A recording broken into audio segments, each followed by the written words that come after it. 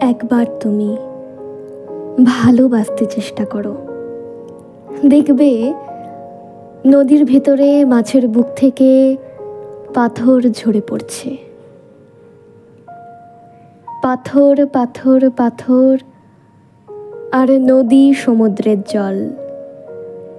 নীল পাথর লাল হচ্ছে, লাল পাথর নীল। একবার তুমি ভালোবাসতে চেষ্টা করো। বুকের ভেতরে কিছু পাথর থাকা ভালো, ধ্বনি দিলে প্রতিধ্বনি পাওয়া যায়।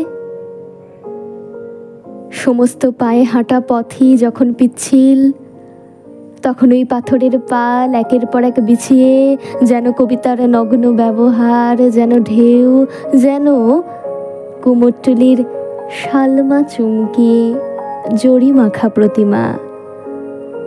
বহুদূর হেমন্তের পশটে নক্ষত্রের দরজা পর্যন্ত দেখে আসতে পারি।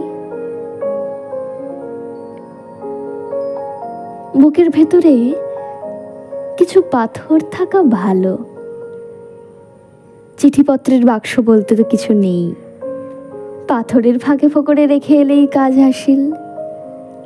অনেক সময় তো ঘর গড়তেও মন চায়।